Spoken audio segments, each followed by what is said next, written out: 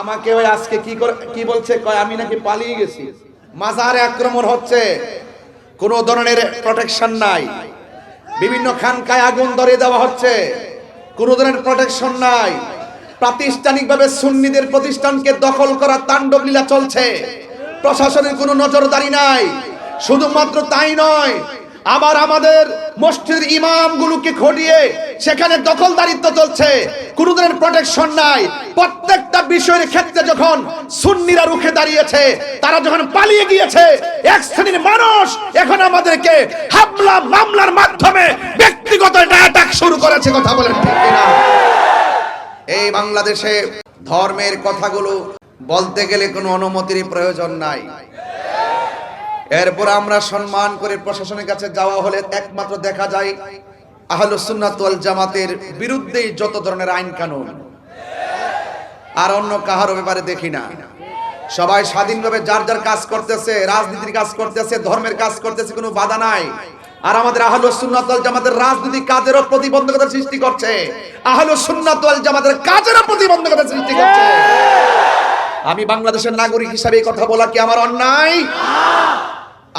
আমার উপরে মামলা হয়েছে, হয়তোবা আমার জেল হবে। আহলুস সুন্নাত ওয়াল জামাতের সবাই যদি ঐক্যবদ্ধ থাকেন, আর আমি যদি টোটালি খোলা আকাশের নিচে যদি ওই অপশক্তি আমাকে ফাঁসি দিয়ে ঝোলায়, এর বিনিময়ে যদি সুন্নি জামাত ঐক্যবদ্ধ হয়ে ওই অপশক্তিকে রুখে দিতে পারে, আমি মরে গিয়েও শান্তি পাবো ইনশাআল্লাহ। দেশের সার্বভৌমত্ব নিয়ে যখন দেশি বিদেশি চক্রান্ত চলছে, ঠিক ওই মুহূর্তে যখন আমরা মুক্তিযুদ্ধের চেতনায় স্বাধীনতার সপক্ষের শক্তিগুলো দেশকে নিয়ে ভাবতে শুরু করেছি, ঠিক ওই মুহূর্তেই আমাদেরকে স্তব্ধ করে দেওয়ার জন্য আমাদের মাথার উপরে কালো মেঘ জমেছে। মেঘ কেটে যাবে, আধার কেটে যাবে, আলো আসবে।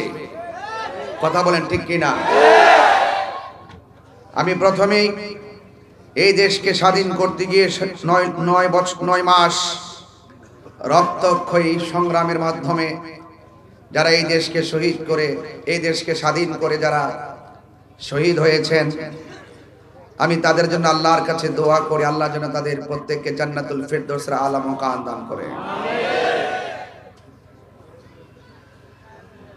ভাইরা আমার, আহলুস সুন্নাত ওয়াল জামাত শান্তিপ্রিয় মানুষ, আহলুস সুন্নাত ওয়াল জামাত প্রশাসন বান্ধব মানুষ, ঠিক কিনা বলেন? বারবার শুধু বলে আসি নাই, প্রমাণ করে এসেছি। সেই ভালোবাসার প্রশাসন অনর্থক সবাই না, কিছু আছে যারা আমার বিরুদ্ধে অনর্থক হয়রানি এবং মিথ্যা ষড়যন্ত্রমূলক ভাবে তারা মামলা করেছে। আমি প্রথমে এই কথা বলছি এই জন্য, কোন যৌক্তিক কারণ ছাড়া হয়রানিমূলক ভাবে আহলুস সুন্নাত ওয়াল জামাতকে মামলা দিয়ে আমি আবারও দেখতে পাচ্ছি প্রশাসন এবং বিভিন্ন মিডিয়া, বিভিন্ন টিভি চ্যানেল, যে সাংবাদিকরা রয়েছেন, পুলিশ প্রশাসন এবং সাংবাদিকরা এখনো পরাধীন রয়ে গেছে। কথা বলেন ঠিক কিনা বলেন? এই পরাধীন রয়ে গেছে। পুলিশ প্রশাসনকে বলবো, আপনারা আর স্বাধীন হবেন কখন? আপনারা নিজে একটু স্বাধীন হন, আপনারা ঘুরে দাঁড়ান। মিডিয়াদেরকে বলবো, আপনারা সত্যটা প্রচার করে ঘুরে দাঁড়ান। আপনাদের সাথে আহলুস সুন্নাত ওয়াল জামাত আছে, আপনারা পরাধীনতার শৃঙ্খলে আবদ্ধ থাকবেন না। হাত তুলে বলুন ঠিক কিনা বলেন। ভাইরা আমার,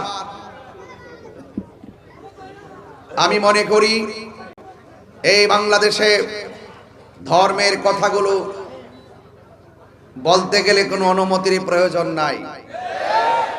এরপর আমরা সম্মান করে প্রশাসনের কাছে যাওয়া হলে একমাত্র দেখা যায় আহলুস সুন্নাত ওয়াল জামাতের বিরুদ্ধেই যত ধরনের আইন কানুন, আর অন্য কাহারও ব্যাপারে দেখি না। সবাই স্বাধীনভাবে যার যার কাজ করতেছে, রাজনীতির কাজ করতেছে, ধর্মের কাজ করতেছে, কোনো বাধা নাই। আর আমাদের আহলুস সুন্নাত ওয়াল জামাতের রাজনীতি কাজেরও প্রতিবন্ধকতা সৃষ্টি করছে, আহলুস সুন্নাত ওয়াল জামাতের কাজেরও প্রতিবন্ধকতা সৃষ্টি করছে। আমি বাংলাদেশের নাগরিক হিসাবে এই কথা বলা কি আমার অন্যায়? প্রশাসনের প্রতি শ্রদ্ধা রেখে বলছি, শান্তিপ্রিয় মাহফিলে যখন আপনি 94% মুসলমানদের দেশে এই হাজার হাজার মানুষ যারা ওয়াজ শুনতেছেন, হঠাৎ করে যদি আপনি মাহফিলে এসে বলেন যে এই মাহফিল করা যাবে না, অনুমতি নাই, এই কথাটা যদি মাহফিলের একদিন আগে বলতেন কমিটিকে, দ্যাটস অল রাইট। যখন আপনি হাজার হাজার লোকের সামনে এসে এই কথা বলে অনুমতির দোহাই দিয়ে মাহফিলটা বন্ধ করার কথা বলবেন, সেখানে হাজার হাজার মানুষ আপনার বিপরীতে চলে যাওয়াটা স্বাভাবিক। এটা তো আপনি উস্কানি দিলেন, অথচ উল্টা আমাকে বলা হয়েছে আমি নাকি মাহফিল উস্কানি দিয়েছি, দেওয়ার কারণে ঘটনা ঘটেছে। অথচ আমি বক্তব্য স্পষ্টভাবে প্রশাসনকে সেভ করার জন্য, জনগণকে, মুসল্লিকে শান্ত করার জন্য আমি অনেকভাবে চেষ্টা করে 10 মিনিট বেঁধে দেওয়ার পরও 7 মিনিটে ওয়াজ শেষ করে আখিরি মুনাজাত করে চলে গেছি। এরপরে কে বা কারা কোন ঘটনা ঘটাইছে তদন্ত না করে আমাকে প্রতিহিংসার বশীভূত হয়ে বিভিন্ন ধরনের কুচক্রি মহলের পাল্লাই পড়ে। আমি মনে করি প্রশাসন কাজটা ভালো করে নাই, ঠিক কিনা বলেন? আমি জানি এখনো প্রশাসন হ্যারানজের শিকার। আমরা এখনো কিন্তু বুঝতেছি যে আপনারা কোনো না কোনো চাপে পড়ে সুন্নিদের বিরুদ্ধে যাচ্ছেন। সুন্নিদের বিরুদ্ধে গেলে সুবিধা হবে না, কারণ এই সুন্নিরা দেশের শান্তির লক্ষ্যে বারবার প্রমাণ দিয়েছে, ধর্মের সম্প্রীতির লক্ষ্যে বারবার প্রমাণ দিয়েছে। আপনারা এই ট্যাগ আমাকে লাগাবেন। গতকাল এক মাহফিলে গেলাম, আবার আজকে নতুন খবর এখানে ওঠার আগে মাহফিলে গিয়েছি, 1.5 ঘন্টা সুন্দরভাবে আলোচনা করে ক্যাম্প করেছি, মুনাজাত করেছি, ঘরে গিয়েছি, খাওয়া দাওয়া করেছি। প্রশাসন আমার কাছে আসছেন প্রায় 40-50 জন। আসার পরে বলছেন যে হুজুর আমরা আপনার সেফটির জন্য আসছি। আমি বললাম যে আপনি যে সেফটির জন্য আসছেন, এখন পাবলিক তো মনে করতেছে আমাকে গ্রেফতার করতে আসছেন। এখন আমি তো বড় মুসিবতের মধ্যে পড়ছি। এর সাথে একটা কাজ করেন, আপনি আপনার মতো সামনে যান, আমি আমার মতো করে যাই। সুতরাং আমি আমার মতো করে চলে এসেছি। আমি আজকে শুনলাম আমাদের বিজয়নগর থানার ওসি মহোদয় সুন্দর করে বক্তব্য দিতেছে, তাহিরি ওয়াজের ভিতরে সরকার বিরোধী কথা বলছে, রাষ্ট্রদ্রোহী কথা বলছে। আমি ওসি সাহেবকে বলবো, ওসি সাহেব আপনি যদি বিয়ে করে থাকেন আপনার পরিবার আছে, আপনি যদি বিয়ে করে থাকেন আপনার সন্তান আছে, সন্তানের কসম কেটে বলুন আমি গতকাল বিজয়নগরে 1 সেকেন্ড সরকারের বিরুদ্ধে কথা বলছি কিনা। অনর্থক এইভাবে মিথ্যা বলে বলে আমাদেরকে এটার ভিতরে 1 নম্বর আসামি আমাকে বানাইলেন। আজকে এই কাজ করলেন, কয় আমার ওনাদের গাড়ি ভাঙছে। ওনার গাড়ি কে ভাঙছে আমি কি জানি।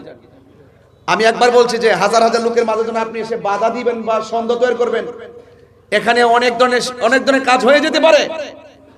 কিন্তু আমি আরেকটা জিনিস আজকে ফলো করেছি, গতকাল মাহফিলে ফলো করেছি। আমি স্টেজ থেকে ওঠার পরে যখন দেখলাম প্রশাসনের গাড়ি, দেখেছি আমাদের মতাদর্শের বাইরের অনেক অপরিচিত পোলাপান এখানে ঢুকছে। কিছু কিছু মানুষ আমাদের মাহফিলে তারা একটা ট্যাগ লাগাইছে, তাহিরি ভক্তরা মাথা ফাটিয়েছে, তাহিরি ভক্তরা গাড়ি ভেঙেছে। এই ট্যাগ লাগানোর কথা বন্ধ করুন। একটা মাহফিলে শুধুমাত্র তাহিরির ভক্তই থাকে না, এই মাহফিলে অনেক শত্রু আছে, ওরা ওয়াকারেস ঘটিয়ে সুন্নিদেরকে বিপদে ফেলতে চায়।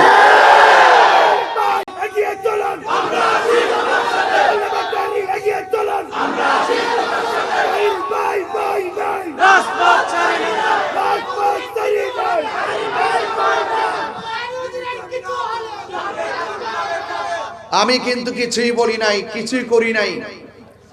আমাকে দেয়, আমি উস্কানি দেয়। আসলে তাহিরুজের উস্কানি দেয় না, তাহিরুজের বাস্তব কথাগুলো বলে। ধন্যবাদ জানাই চট্টগ্রামের আপামর সুন্নি জনতাকে যে আমি একজন নগণ্য আমার চট্টগ্রামের মানুষ দীর্ঘদিন ধরে দেখে আসতেছে মাজারে আক্রমণ হচ্ছে, কোনো ধরনের প্রোটেকশন নাই। বিভিন্ন খানকায় আগুন ধরিয়ে দেওয়া হচ্ছে, কোনো ধরনের প্রোটেকশন নাই। প্রাতিষ্ঠানিকভাবে সুন্নিদের প্রতিষ্ঠানকে দখল করা তাণ্ডব লীলা চলছে, প্রশাসনের কোনো নজরদারি নাই। শুধুমাত্র তাই নয়, আবার আমাদের মসজিদের ইমামগুলোকে খটিয়ে সেখানে দখলদারিত্ব চলছে, কোনো ধরনের প্রোটেকশন নাই। প্রত্যেকটা বিষয়ের ক্ষেত্রে যখন সুন্নিরা রুখে দাঁড়িয়েছে, তারা যখন পালিয়ে গিয়েছে, এক শ্রেণীর মানুষ এখন আমাদেরকে হামলা মামলার মাধ্যমে ব্যক্তিগত অ্যাটাক শুরু করেছে। কথা বলেন ঠিক কিনা? আজকে সারাদিন আমাদের চট্টগ্রামের আপামর সুন্নি জনতা যেইভাবে মাঠে প্রতিবাদ করেছেন, আমার অন্তরস্থল থেকে, হৃদয়ের গভীর থেকে আমি অনেক শ্রদ্ধা জানাই, অনেক ভালোবাসা জানাই। আপনারা যৌক্তিক দাবি করেছেন, আপনারা যৌক্তিক দাবিতে মাঠে প্রতিবাদ করেছেন, কারণ এই দেশটা কাহারো কাছে লিজ দেওয়া হয় নাই, এই দেশটা সবার। কথা বলেন ঠিক কিনা বলেন? এই জন্য ভাইয়ের আমার, আমি প্রথমে এই কথাগুলো বলছি। ইনশাল্লাহ আমার উপরে মামলা হয়েছে, হয়তোবা আমার জেল হবে।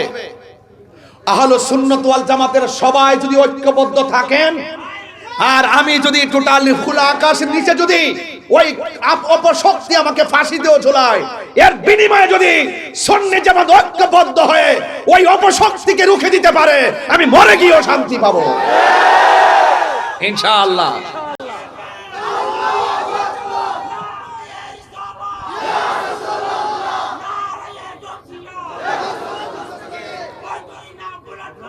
ভাইয়ের আমার, সবাই জবান খুলে বলুন, আমরা সবাই ঐক্যবদ্ধ থাকতে চাই কি চাই না?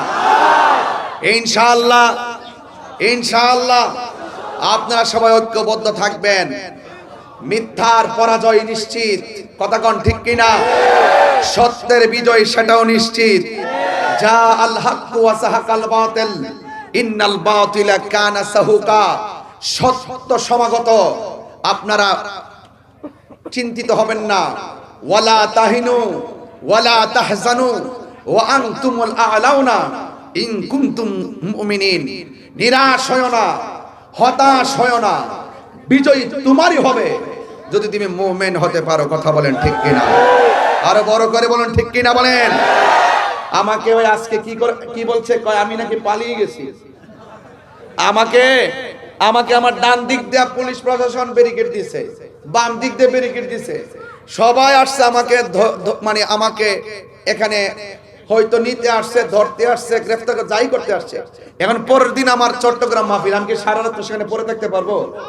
তো আমি আমার বিকল্প রাস্তায় চন্দনাশ আসছি, মারহাবা জোরে করতে গেলে। তো আমি আমার প্রোগ্রামে শান্তি প্রিয় যেভাবে ভালো সেভাবে আসবো।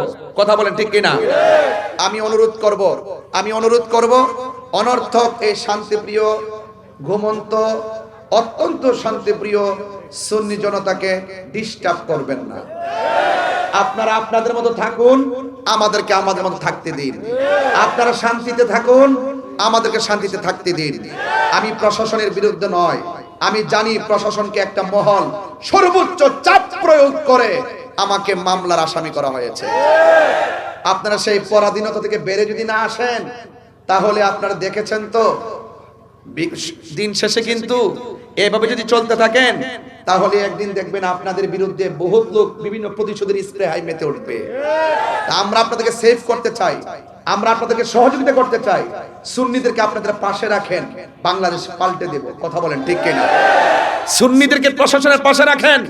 ওরা গাদ্দারি করে না, ওরা বেঈমানি করে না, ওরা স্বার্থের জন্য আইন ব্যবহার করে না, ওরা সত্যকে প্রতিষ্ঠা করতে চায়, এই দেশটাকে সুন্দর করে সাজাতে চায়। অনর্থক আমাকে মিথ্যা মামলা দিয়ে হয়রানি করবেন না, এবং যারা মামলা করেছেন অনুরোধ করব আপনারা নিশ্চয়ই আমাদেরকে স্বাধীনভাবে চলার সুযোগ দিবেন, ধর্মের কথাগুলো বলার সুযোগ দিবেন। অনর্থক কাহারো পাল্লাই পড়ে আপনারা সুন্নিদের বিরুদ্ধে স্টেপ নেবেন না, এর ফল ভালো হবে না। কারণ সুন্নিরা ওলি আল্লাহর পক্ষে, ওলি আল্লাহর পক্ষের মানুষকে যারা ডিস্টার্ব করে, তারা অতীতেও কোনোদিন ভালো থাকে নাই, ভবিষ্যতেও কোনোদিন ভালো থাকবে না।